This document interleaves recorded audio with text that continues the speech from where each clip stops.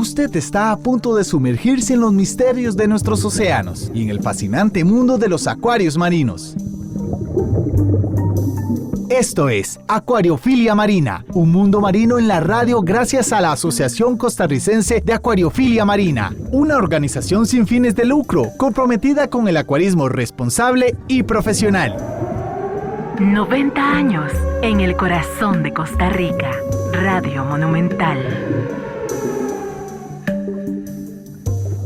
Muy buenos días, amiga y amigo que nos escucha por la frecuencia de Radio Monumental. Usted está en Acuariofilia Marina, un programa de la Asociación Costarricense de Acuariofilia Marina, una asociación sin fines de lucro. Deseándoles que este sábado 21 sea un sábado lleno de bendiciones para ustedes, que todo les esté caminando de la mejor manera. Si usted es acuarista, esos cambios, ese mantenimiento que le está dando a su acuario marino, que les sea de mucho provecho y que disfruten también, como esto siempre decimos que es parte del pasatiempo. Muy buenos días, Ricardo, ¿cómo estás el día de hoy? ¿Qué tal, don Hernán? Buenos días para usted, buenos días para todos los amigos que nos escuchan acá en los 93.5 de la frecuencia modulada en Acuariofilia Marina. Gracias por estar con nosotros y también los muy buenos días a don Roger Lizano Soto, que está en el Control Master Monumental. Acá disfrutando del cafecito, como siempre lo disfrutamos en esta mañana, y pues saludando a todos aquellos acuaristas que están hoy haciendo mantenimiento, ¿verdad? Muchos de ellos haciendo cambio de agua, verificando los parámetros de agua, en fin, que estén pasando un sábado pues bastante hermoso en compañía de la familia y agradeciéndole al Creador que nos da una semana más el don de la vida para poder traerles a ustedes con mucho cariño Acuariofilia Marina. Ricardo, no en pocas ocasiones en estos programas de Acuariofilia Marina, que ya con varias semanas, ya tenemos más de un añito de estar emitiéndolo por Radio Monumental, hemos hablado de que no existe mejor documentación sobre una extinción planetaria como la que hoy día estamos documentando, desgraciadamente, los seres humanos. El planeta ha visto pasar 5 extinciones planetarias y ninguna está documentada de mejor manera como la que estamos haciendo hoy día. Y no podríamos ser acuaristas responsables si tampoco somos sensibles a lo que le está sucediendo al planeta, porque no se trata de tener un pasatiempo por tenerlo, se trata de tener un pasatiempo con responsabilidad, y esa responsabilidad, como también señalamos, no solo es recibir, sino también dar, y darle al planeta mejores condiciones de como la hemos recibido. Y por ello el día de hoy queremos presentarle a los amigos que nos escuchan por Radio Monumental un tema que es muy vigente, que lastimosamente es difícil porque implica el futuro de la humanidad. Yo como padre me siento afligido por lo que van a tener que vivir nuestros hijos, quienes tal vez tengamos cierta edad, 50, 60 o más años, pues estamos viendo lo que sucede, pero una cosa es verla y otra cosa es bailar con ella. Yo creo que quienes tienen menos de 30 años no solo la van a tener que ver, sino también bailar con ella. Y eso es lo que a uno le aflige, y vale cada minuto que invertimos en este programa para sensibilizar a las personas de que necesitamos un cambio, y ese cambio empieza por uno. Hoy nos acompaña Sara Cugnot y Roberto Meléndez. Ellos son de un colectivo de juventudes y cambio climático, y nos van a hablar sobre un evento que se va a realizar el 7 de octubre en el Centro Costarricense de Convenciones, que va a reunir a la comunidad internacional a los jóvenes latinoamericanos, precisamente para abordar este tema de cambio climático. Y lastimosamente, digo lastimosamente porque debería ser un asunto donde todos participemos, pero son los jóvenes los que uno normalmente ve abanderados en este tema del cambio climático, y deberían ser no solo los jóvenes, sino también los adultos, porque somos los que estamos entregándoles este planeta. Les queremos dar la bienvenida a Roberto, Sara, bienvenidos a Acuariofilia Marina, bienvenidos a Radio Monumental. Muchas gracias, Hernán. Es realmente un gusto poder estar aquí compartiendo con ustedes en esta mañana del sábado. Sumado a lo que usted acaba de comentar sobre el espacio que las personas jóvenes han ido asumiendo respecto a toda la situación con el cambio climático a nivel mundial, también hay que hacer un paréntesis gigantesco mencionando que a pesar de que somos personas jóvenes las que hemos ido como abanderando en distintos espacios relacionados a cambio climático, también hay un vacío a la parte de la toma de decisiones, porque a pesar de que estamos metiendo este enfoque de juventud, las decisiones referentes a cambio climático se siguen tomando desde una posición de personas mayores a la edad que corresponde a las personas jóvenes. Por lo tanto, tenemos voz, pero limitada, sin derecho a voto y a una decisión real sobre lo que está ocurriendo. Entonces, justamente el tema que vamos a conversar hoy va relacionado hacia cómo generar estos mecanismos para poder tener una voz real de incidencia e incluso estar en las tomas de decisiones que se tienen que estar generando a lo largo de todo el proceso relacionado al cambio climático. Muy buenos días, Roberto. Muchas gracias, don Hernando, don Ricardo, muchísimas gracias y buenos días a las personas que nos están escuchando por Monumental.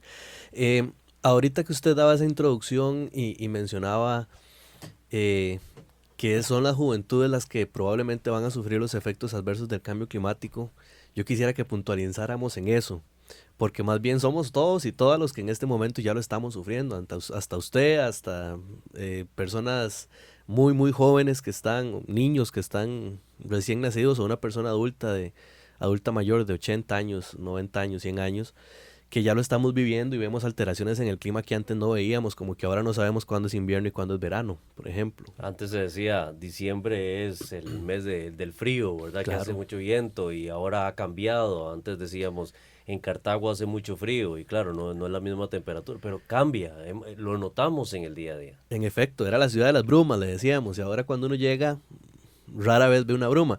La importancia de esto es que sí, puede ser que las juventudes probablemente vengamos haciendo cierta incidencia en el tema, pero es una responsabilidad de todas y todos, en donde tal vez las juventudes en este momento, alrededor de estos eventos que estamos tratando de organizar, seamos los que le digamos a las personas adultas, que generalmente son las que toman decisiones, que también tienen que poner las barbas en remojo y tomar decisiones acorde a lo que estamos exigiendo, ¿verdad? Vamos a hablar un poco de cambio climático y por supuesto del evento que ustedes tienen este 7 de octubre. Cuéntenos primero un poquito de este evento para luego conversar del cambio climático y la importancia del trabajo que ustedes tienen de cara al 7 de octubre.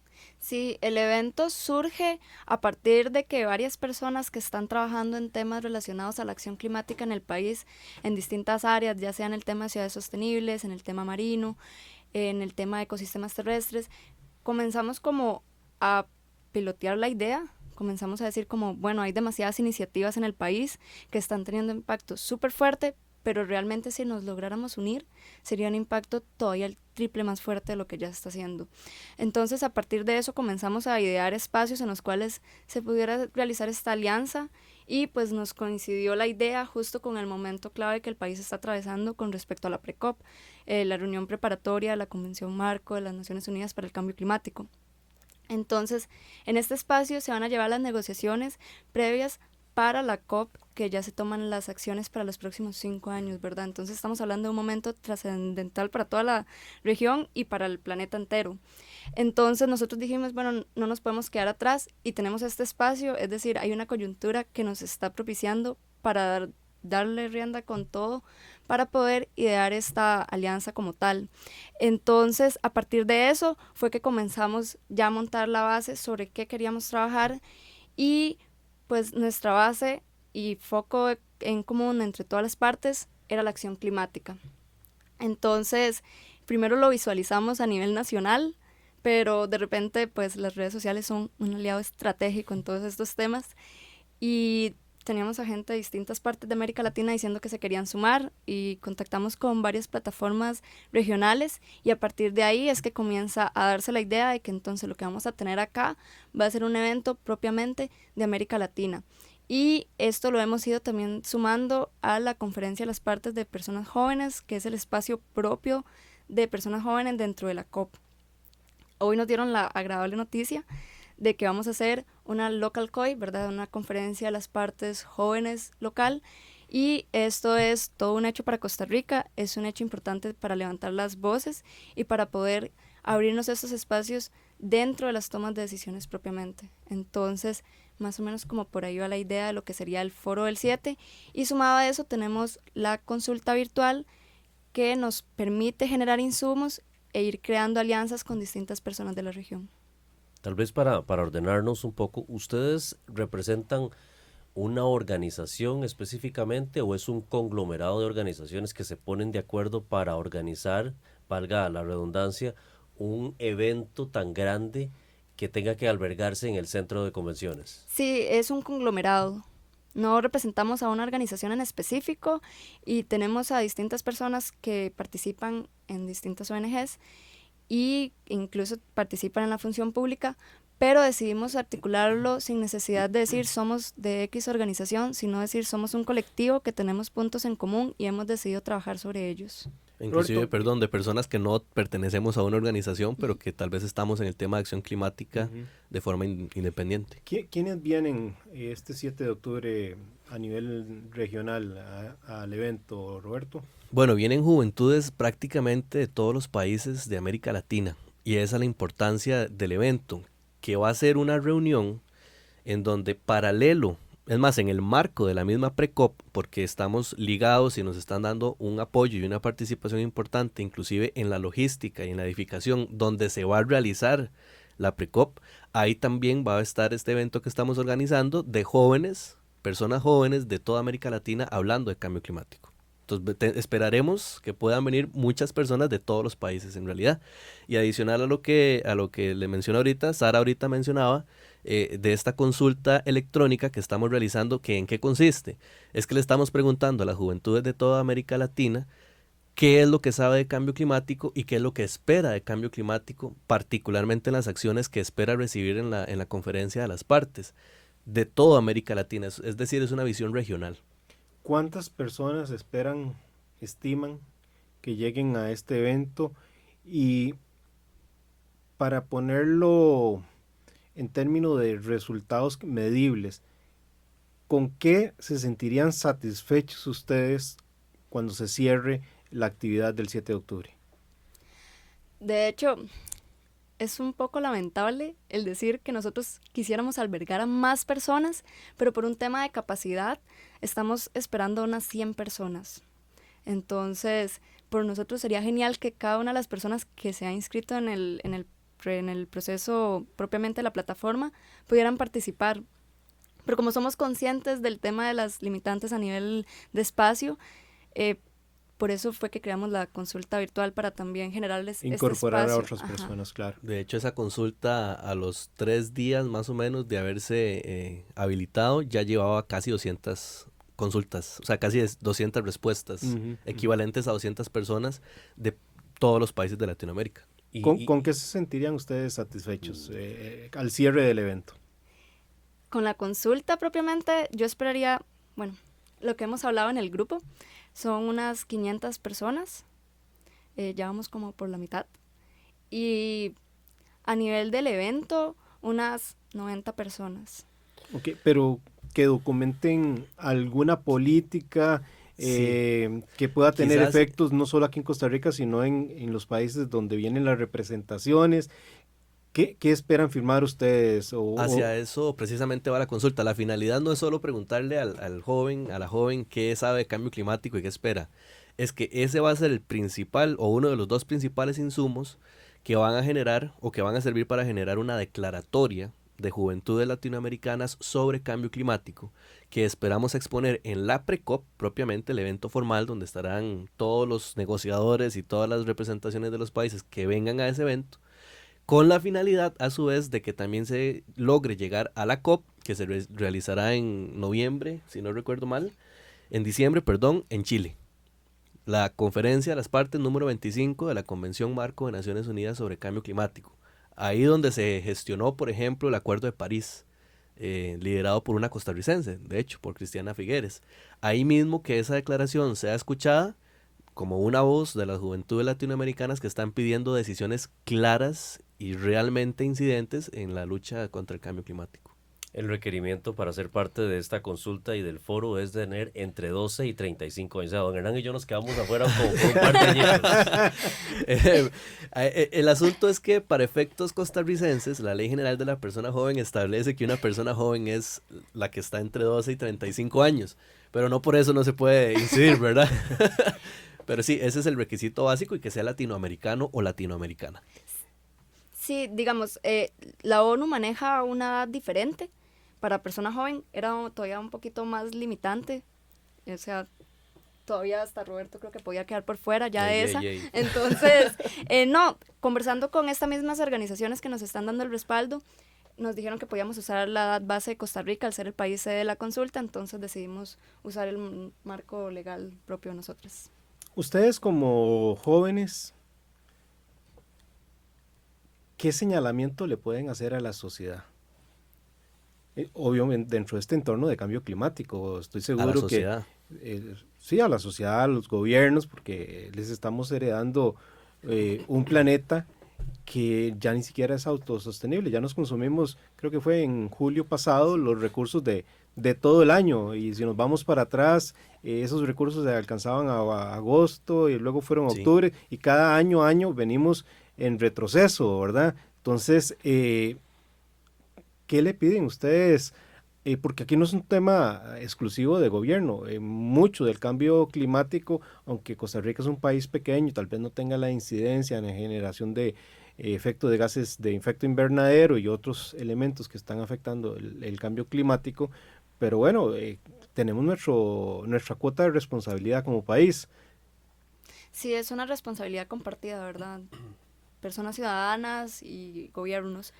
Y no solo gobierno central, ¿verdad? Están los gobiernos locales, que esa es como otra área que normalmente no le damos el enfoque, pero al nivel de incidencia son los gobiernos locales los que logran articular y mover todo a nivel de cada cantón.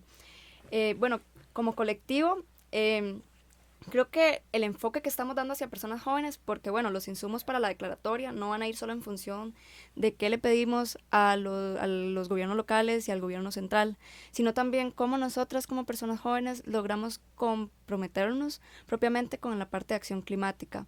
Entonces, desde esta parte, lo que esperamos como colectivo es reconocer e identificar cómo las personas jóvenes ya se están sumando y cómo es que vamos a continuar avanzando. Pero desde la parte ciudadana, normalmente las acciones son cambios en los hábitos de consumo, el tema de sensibilización, el tema de empatía también, entender que tal vez ahorita en Costa Rica no tenemos fuerte el tema de las migraciones por cambio climático, pero que en la región ya se está comenzando a dar. Entonces, tratar de ir involucrando todo esto en los aspectos para las tomas de decisiones y también en los aspectos culturales que nos permiten ir aceptando los cambios que va a traer propiamente el cambio climático. Si pudiéramos ya entrar un poco más a fondo para sensibilizar a las personas, porque mucho de esto pasa por el tema de educación. Si no nos educamos, no vamos a comprender la relevancia que tiene el cambio climático para la existencia de la humanidad. Tendríamos que decir que tanto la atmósfera como los océanos son los grandes radiadores del planeta, son los que hacen que este planeta sea más frío, pero también tienen una medida en la cual más allá no van a poder funcionar, es decir, tienen una capacidad, como cualquier radiador, suponiendo, pongamos el ejemplo del radiador del carro, tiene una capacidad para enfriar. De acuerdo. Si nosotros lo comenzamos a calentar más de la cuenta, ese radiador va a comenzar a colapsar, que son las señales que estamos observando. Y esto va a generar como si fuera una pequeña bolita de nieve que se va a ir haciendo más grande, y el panel intergubernamental del cambio climático ya ha advertido que si la temperatura sigue creciendo más allá de los 2 grados, y aun cuando hay científicos que establecen que inclusive podría ser menos, y ya llevamos un buen trayecto de esos 2 grados recorridos desde el Acuerdo de París, esa bolita de nieve puede llegar a caer descontroladamente. Es decir, va a colapsar y por más acciones que emprendamos no la vamos a poder detener. Y ahí es donde viene el tema del colapso planetario. De acuerdo. Ustedes como jóvenes, ¿qué creen que a nivel de la sociedad costarricense deberíamos estar emprendiendo? Hay políticas de sociedad civil, políticas gubernamentales, como bien decía ahora Sara, no solo a nivel de gobierno central, sino también locales. Yo me imagino que para ustedes, pues a veces podría ser frustrante escuchar sobre, por ejemplo, temas de combustibles fósiles, y ustedes dicen, hay tecnologías para resolver el tema de los combustibles fósiles, pero no hay la voluntad política para entrarle a estos temas. Desgraciadamente no tenemos una planificación de desarrollo urbano adecuado, por lo menos en algunas municipalidades ni siquiera tienen los planes reguladores, y entonces crecemos descontroladamente. Creo que también a veces hay dosis de cuestiones emocionales y no científicas, porque yo por lo menos señalo que el tema de los fanatismos siempre son de preocupación, ¿verdad? Porque muchas veces algunas personas adoptan, por ejemplo, un tema de conservacionismo y lo llevan al extremo, no tocar nada, pero por una razón meramente emocional. No hay un sustento científico que responda a eso. Y en el caso de nosotros, que nos envuelve mucho el tema de lo marino, le pongo algunos ejemplos. En Indonesia se desarrollaron en los últimos 20 años proyectos de granjas de corales. De esos como emprendimientos privados, y esos corales luego eran exportados y llevados a la industria de la acuariofilia marina. De esas exportaciones o de esos corales que se cortaban para exportar, una determinada cantidad se destinaba a restaurar los corales de Indonesia y la otra porcentaje a exportación. En algunas partes del Asia, por ejemplo, de 10 corales que se fragmentaban, 9 se resembraban y 1 se exportaba. En otros países era 5 y 5 y así sucesivamente. En un momento dado, el año pasado, antepasado, por un tema emocional, se prohibió la exportación de corales. Estos emprendimientos empresariales se han movido fuera de Indonesia hacia otros países, y lo que ha provocado es que Indonesia esté documentando en el último año y resto un deterioro de sus arrecifes coralinos. ¿Por qué? Porque antes recibían corales para restaurar y ahora no están esos corales para restaurar, y el cambio climático viene blanqueando fuertemente estos corales. Otro ejemplo, por ejemplo, en Hawái se prohibió la exportación del pez cirujano amarillo, que es un pez muy gustado en nuestros acuarios, y lo que se hizo fue afectar una producción ordenada que había. ¿Qué es esa producción ordenada que había? El gobierno local de Hawái distribuyó en parcelas la costa, y decía, bueno, de esta parcela 1 hoy se podrían sacar tantos, de la parcela 2 tantos, y ahí iba rotándola, dejando que los individuos adultos no se casaran, sino porque obviamente un pez entre más adulto está, produce mayor cantidad de huevos, y esos son lo que a veces aquí en Costa Rica nos cuesta entender cuando uno ve el tema de la pesca. En el tema de la pesca, nosotros no tenemos política, y se saca desde el chiquitito hasta el más grande, ¿verdad? Y no tenemos conciencia de que ese pez grande que sacamos para ponerlo al comercio es el responsable de poner una cantidad de miles de huevos y que permite sostener la población. Bueno, se prohibió eso y ha comenzado a verse un declive en la población. En el caso de Costa Rica teníamos la posibilidad de importar corales de forma legal, normal. Por una política meramente emocional, diría yo, se prohibió la importación de corales, y lo que estamos viendo ahora es que hay un tráfico ilegal explotando los corales de nuestras costas, porque hay un mercado negro que está lucrando ante la imposibilidad de importar, y esas importaciones ingresaban al país con permisos CITES de granjas de corales, o sea, corales desarrollados, sembrados, digámoslo así, exclusivamente para el hobby. Entonces, uno dice, hay mucha tarea por realizar en este tema del cambio climático y debemos actuar, por lo menos esa era la reflexión con la que quería aterrizar, debemos actuar por cuestiones científicas y no emocionales, porque las soluciones son integrales, no son ni blancas ni negras, hay en el intermedio una serie de grises que no se pueden dejar de lado y mirar. Ahí el asunto es la interpretación que se puede dar a algunas informaciones. Si usted se va al debate político alrededor de cambio climático en Estados Unidos, demócratas y republicanos usan los mismos estudios, pero los interpretan diferente, ¿verdad? Ahí el punto es tratar de ser lo más objetivo posible para saber que no es si el vaso está medio lleno o medio vacío, sino que el agua está por la mitad, ¿verdad?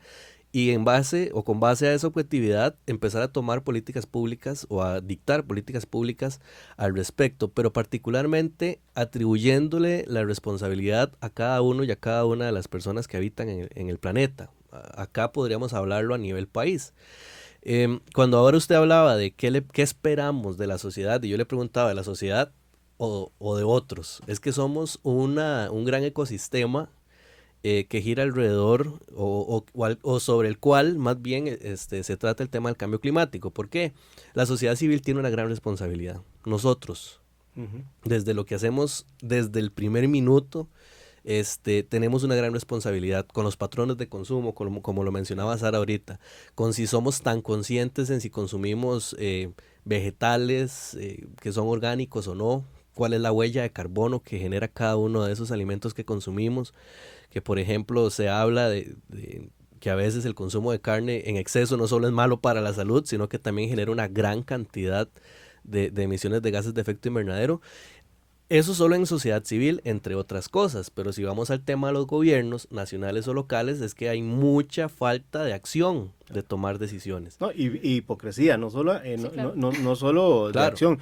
Nos envalentonamos y anunciamos con bombos y platillos que llevamos tantos días de no quemar combustible fósil para producir electricidad, pero importamos electricidad de países vecinos donde sí se está quemando el combustible fósil para enviarnos la electricidad a nosotros. Claro. Y no es un tema de que Costa Rica va a estar ajena al cambio climático, es una sola casa para toda la humanidad. Pero perdona que te interrumpiera, vamos a ir a comerciales y regresamos para que retomes la reflexión que nos compartías. Enseguida volvemos con Acuariofilia Marina, un mundo marino en la radio, gracias a la Asociación Costarricense de Acuariofilia Marina.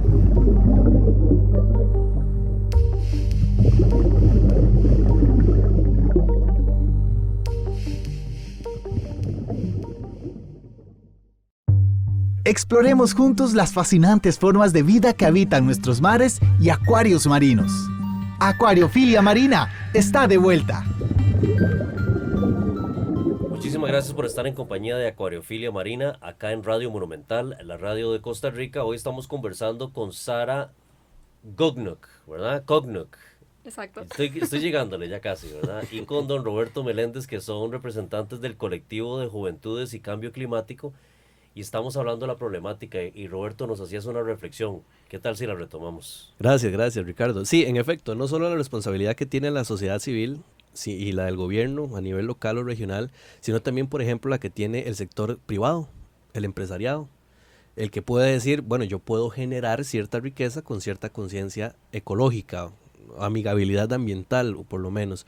Y es lo que se ha venido hablando en Costa Rica, por ejemplo, desde hace muchos años, tal vez unos 20, 30 años, del desarrollo sostenible, que ahora evoluciona a otro concepto que es el de desarrollo sustentable, pero que básicamente lo que nos viene a plantear es que consumamos con un nivel de responsabilidad, en el sentido, respecto a lo que decía Hernán ahorita, de que no nos consumamos todo tan rápido lo que nos da el planeta para poder generar o satisfacer nuestras propias necesidades.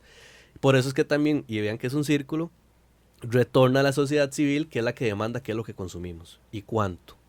Ahí es todo un ecosistema. Y también la forma en la que nos educamos, porque desde ahí parte. ¿Quiénes o a quiénes de ustedes les dieron en su formación elemental, básica, formación en temas de cambio climático? Ninguno. No, yo vengo de una educación que me decía que el agua era un recurso infinito. ¿Y cuándo ustedes estuvieron en el colegio? Más o menos, ¿en qué década? Oiga, Perdón, usted nos perdón quiere por la mandar. No, para que vean. Yo casi que la pasada. La pasada. Pucha, sí, yo más o menos también. Fuimos seguro compañeros de grupo. No, lo pregunto porque el tema de que el agua era un recurso Ilimitado. agotable ya estaba superado en los 70s. Sí, sí, correcto. Y yo llevé primaria en los 90s y todavía me decían que el agua era inagotable, que era un recurso que podíamos desperdiciarlo en todo lo que se nos ocurriera. El tema de la educación era trascendental desde hace muchos años y todavía seguimos fallando en eso. Hay de hecho algún proyecto de ley por ahí en donde se viene hablando de incluir educación climática como parte de la currícula obligatoria en materia de primaria y de secundaria, por ejemplo. Sí, esto que dice Roberto sobre el tema de educación, Costa Rica está en una zona de suma vulnerabilidad ante el cambio climático.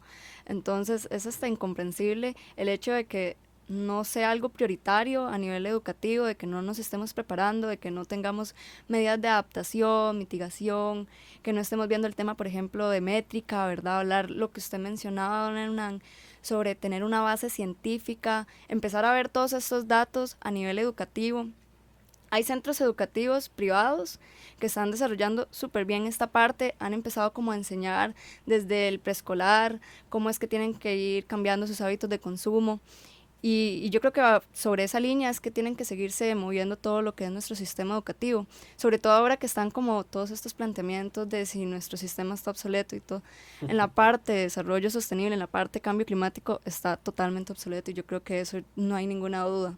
Yo les hacía la pregunta porque nosotros tenemos un muy buen amigo que está realizando un trabajo que realmente uno dice hay que pararse y aplaudirle de pie porque el trabajo que él hace realmente yo no lo he visto en Costa Rica con la vehemencia, con el cariño, con la pasión que lo hace, que es el doctor Edward Müller. Edward es un buen amigo de nosotros y él habla sobre el desarrollo regenerativo.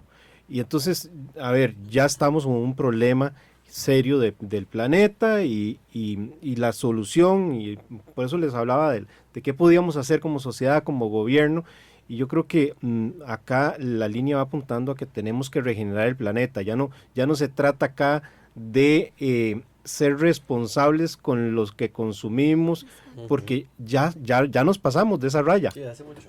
Estamos en déficit, entonces tenemos que regenerar el planeta. Por ejemplo, por ahí Edward ha hecho un esfuerzo importante en que la ganadería regenerativa es importante. En el caso, por ejemplo, de Europa, un pequeño dato, con solo que los europeos consumieran la mitad de la carne, estarían casi que impactando en un 25% en los efectos de gases de invernadero. Entonces hay mucho por hacer. La política de sembrar qué tipo de pastos, por ejemplo, para hacer esa regeneración. Y es una regeneración que no solo pasa por la parte de la acción, sino también pasa por la parte espiritual, la parte de formación. Entonces, hacía esa consulta porque no sé qué tanto hayan conversado ustedes sobre el tema de la regeneración.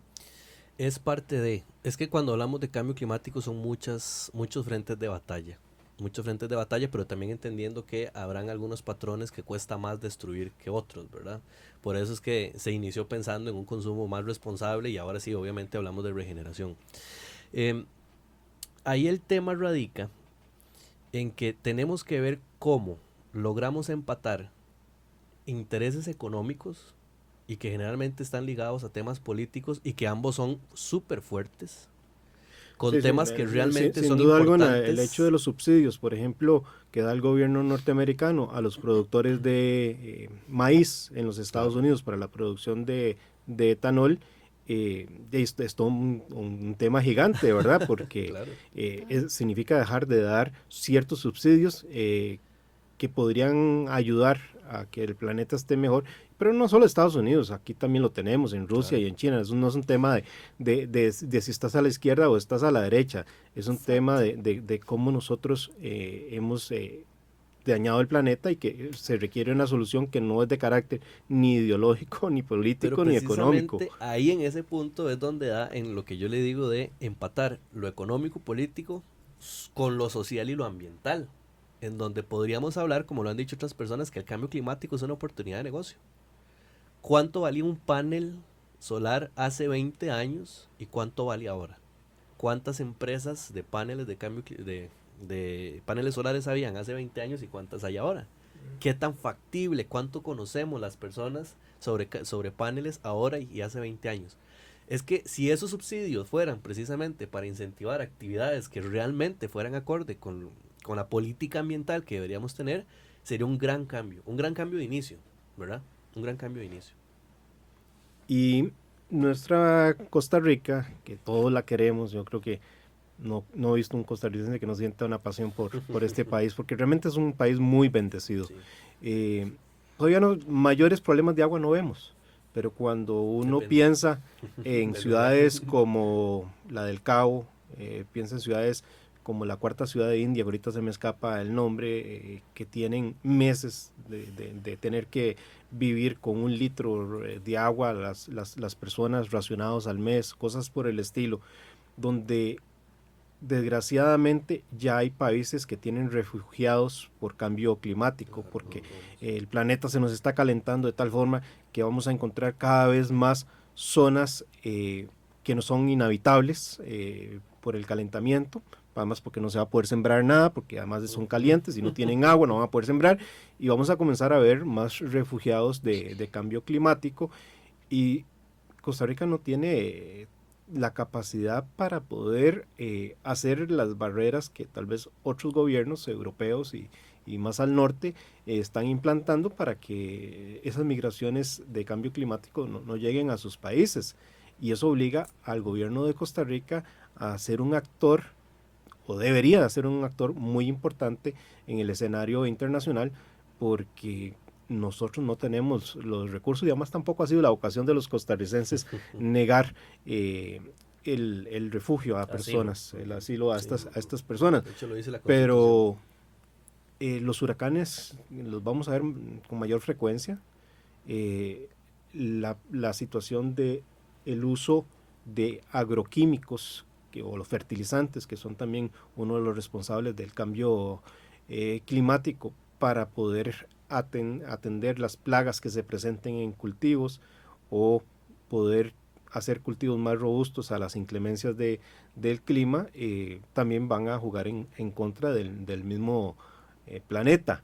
Y uno se alegra porque uno ve jóvenes con ganas de entrarle fuerte al tema y con visión muy diferente a la que a veces nosotros como adultos vemos el asunto. Sí, creo que de lo que usted menciona, y ahí Sarita puede tener muchísima más materia que aportarnos. Usted está hablando básicamente de un ligamen que existe de esto que estamos hablando de cambio climático con derechos humanos. El agua es un derecho humano. Migrar es un derecho humano y no migrar también. La alimentación es un derecho humano. La equidad de género es un derecho humano, que Sarita ahí tiene kilómetros de experiencia, porque no solo es activista ambiental, sino activista feminista. El presidente más de una vez ha increpado respetuosamente, desde luego, para eso. Y ahí se demuestra ese ligamen que existe, en que si nosotros alteramos una cosita que se puede ver tan pequeña como el cambio climático, que en realidad es una cosa monstruosa, afecta todo lo demás como un efecto dominó. Yo les invito a hagamos un ejercicio para que tal vez quienes no han dimensionado la gravedad del tema que vive la humanidad lo hagamos o lo puedan hacer. Voy a empezar por lo que es cercano a nosotros en la acuariofilia marina.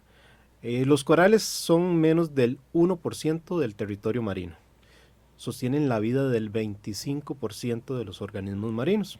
Si desaparecen los corales, ese 25% probablemente va a desaparecer. El 75% restante depende en gran medida de ese 25%. Hay peces que no son de arrecifes, pero utilizan los arrecifes como lugares donde sus crías crecen y se alejan de los peligros de otros peces que se los puedan comer.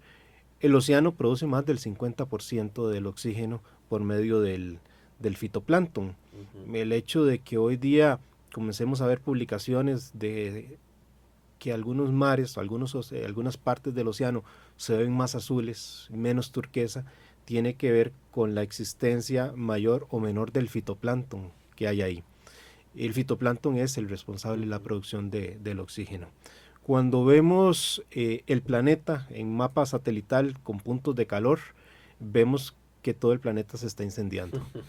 Recientemente veíamos todo el tema de Brasil, pero también la gente de Francia haciendo sus críticas al Brasil, y ellos tienen las Guyanas, que son las que tienen los porcentajes más altos de deforestación, no de ahora, desde hace un buen tiempo. Entonces reducimos nuevamente el asunto a temas de carácter político entre gobiernos.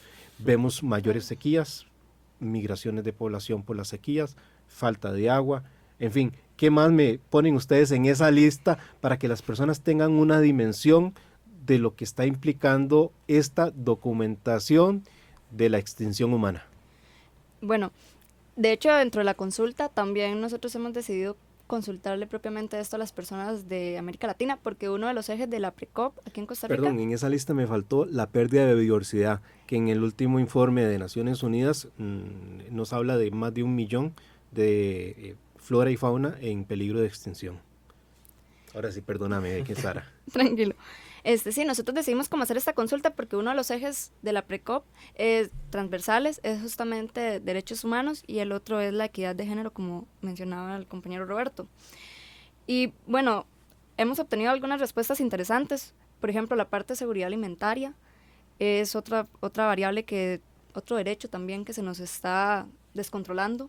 Ya teníamos problemáticas a nivel mundial, ahora tenemos que sumarle pérdida de ecosistemas como los que usted mencionaba. Y a todo eso, lo que nos da como resultados es la pérdida de la biodiversidad, que al final es el alimento.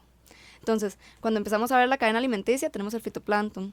Y si seguimos de ahí para arriba, viene todo lo que comemos. Pero nos estamos paseando en el fitoplancton. Entonces, nos estamos paseando en el resto de alimentos que hay en toda la cadena. Y por eso es que también se dice mucho sobre el sector costero, ¿verdad? Que es como el más vulnerable por el tema del aumento del nivel del mar, el tema de la seguridad, el tema de que se están quedando sin actividad económica. Entonces, creo que la parte de seguridad alimentaria, el tema propiamente del derecho a una vida digna, es el que se nos está saliendo totalmente de control al momento de ver todos los efectos por el cambio climático. Yo le quisiera jugar una trampa a la pregunta que usted me hizo.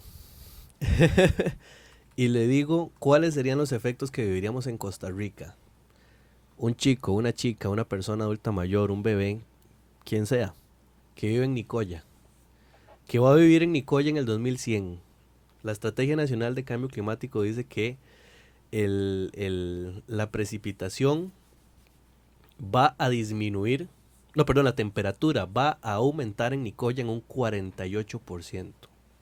Y los que ya han pasado por Nicoya saben que ahorita es la sucursal del infierno. Ahora imagínensela con un 48% de temperatura más. O sea, 4 puntos, digamos, por ahí. Y cuando hablamos de Limón, alguna parte de Limón en particular, en donde está la estación de La Lola, así se llama, dice que la precipitación de aquí al 2100 va a aumentar en casi un 50%.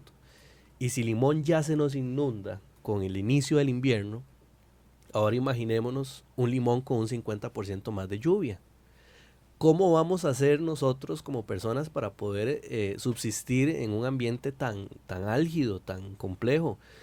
Porque eso no solo quiere decir que se me va a inundar la casa y que probablemente me quede sin casa porque se me pueda llevar un río. Desaparece la angostura de Punta Arenas. Claro, y ya se ha proyectado de aquí a unas cuantas décadas, ¿verdad? De hablar casi que 2100 y por ahí para adelante. Si es que no es antes, ¿verdad? Sí, porque es que no es antes. Lamentablemente las predicciones de el aumento de las temperaturas se están quedando cortas. Sí, y ligado a eso que usted mencionaba ahora, perdón, al panel intergubernamental de cambio climático dice que el cambio climático, los efectos adversos del cambio climático afectan a las personas más vulnerables, las que están en riesgos o con estatus socioeconómico más bajo, a mujeres, a niños, a migrantes, no sé si quién más recordás, Sara. Personas con discapacidad. Personas con discapacidad, Claro, porque cuando uno se ve quiénes son las personas que están tal vez en una escasa pobreza, ¿dónde viven?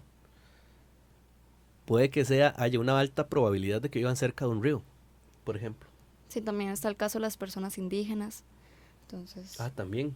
Y ¿Qué tenemos? los problemas médicos, porque también por el cambio climático vamos a comenzar a ver se disparan la enfermedades. aparición en sitios donde antes tal vez no veíamos algún tipo de dengue, en zonas donde ya va a ser más frecuente, ¿verdad? Bueno, el tema de la Aedes aegypti era un insecto que estaba en zonas calientes, entonces se veía claro y normal que estuviera en una costa y nunca se imaginaron que fuera a llegar a Santa Bárbara, que es altísimo. Y sabemos que ahora tenemos Aedes aegypti en donde sea, en cualquier parte del país, distribuyendo a diestra y siniestra todas las enfermedades que porta, ¿verdad?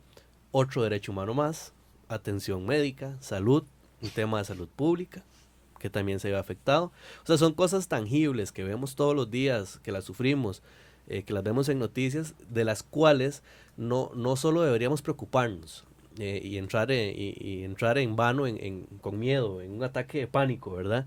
Sino decir, ok, ese es el escenario que tenemos, ese es el diagnóstico, ¿qué vamos a hacer como personas y como sociedad y qué le vamos a exigir a los gobiernos? Y esa quizá es la principal acción que queremos lograr con este evento. El tiempo se nos va corriendo en este programa, especialmente cuando tocamos estos temas que nos apasionan tantísimo sobre el medio ambiente, sobre el problema del cambio climático. Muchachos, ustedes con la juventud que tienen, ¿qué reflexión le dejan a los costarricenses, aprovechando que esta emisora llega a todos los costados del territorio nacional? ¿Qué reflexión quieren dejar en esta mañana? La reflexión principal que yo les podría decir es hacer una petición, más bien, es que se involucren, es que tengan absolutamente claros y claras que son agentes de cambio por el simple hecho de ser persona y de estar en un momento, en una edad en donde tienen muchas oportunidades, que vivimos en un país realmente extraordinario, en donde podemos desde poder proponer algo hasta poder ir a reclamarle al mismísimo presidente de la República, a los diputados y a las diputadas también, sobre algunas decisiones que no están tomando o algunas que toman de forma inadecuada. Es que se involucren y asuman este reto y este problema como propio, que es en realidad lo que es. Y como parte de ese involucramiento, Sara, ¿a dónde pueden encontrar más información de ustedes? ¿Cuáles son las redes sociales de ustedes para que le cuenten al país? Sí, en Facebook tenemos una página que se llama Juventudes y Cambio Climático y próximamente también vamos a aparecer como LCOY Costa Rica, que eso nos pueden encontrar en la página oficial de la COI. Y por ahí van a ver como la consulta. También hay varias plataformas del gobierno que están, y páginas de diputaciones y de ministerios que han estado también haciendo, nos han estado haciendo como el tema de la difusión. Y yo quería como sumar un poco a lo que comentaba Roberto. Hemos hablado como todo este rato sobre la parte propiamente de sociedad civil y la parte de los gobiernos, y creo que no hemos mencionado como la parte más esencial. Quienes toman decisiones también fueron sociedad civil en algún momento. Entonces la única forma de hacer que desde la parte de las tomas de decisiones realmente se cambie, además de exigirlas desde la parte de sociedad civil, es involucrándose plenamente, y eso lo hacemos a través de ir a tomar esos espacios. En política no hay sillas vacías y siempre las va a tomar alguien, y si queremos realmente implementar una agenda país que sea con base en una adaptación y mitigación ante el cambio climático, necesitamos comenzar a trabajar propiamente desde estos espacios. Entonces creo que, sumado al mensaje que daba Roberto para las personas jóvenes que están escuchando el programa, sería como esa parte. Ojalá que puedan participar en la consulta y ojalá que comiencen a involucrarse en las decisiones que se toman tanto en sus cantones como a nivel país y regional. Ricardo, yo no sé vos, pero yo, San Joaquín de Flores, por lo menos cuando yo era niño, era un pequeño pueblo. No deja de serlo, pero ya somos más ciudad. Y estoy seguro que mis abuelos, mis papás, y en el caso mío con San Joaquín, yo formé parte del movimiento Scout por 20 años, vivimos en alto contacto con la naturaleza. Los jóvenes de hoy no han tenido tal vez esa oportunidad. A propósito del programa de hoy, para despedirnos de Acuariofilia Marina en este sábado, hay una canción que a mí me encanta, que nos dice en parte de su letra que el mundo se está quemando, que el mar está brotando ríos de aceite, y nos dice también que la tierra está a punto de partirse en dos, que el cielo está roto. Para despedir el programa Acuariofilia Marina, los dejamos con este tema de Maná, ¿dónde jugarán los niños?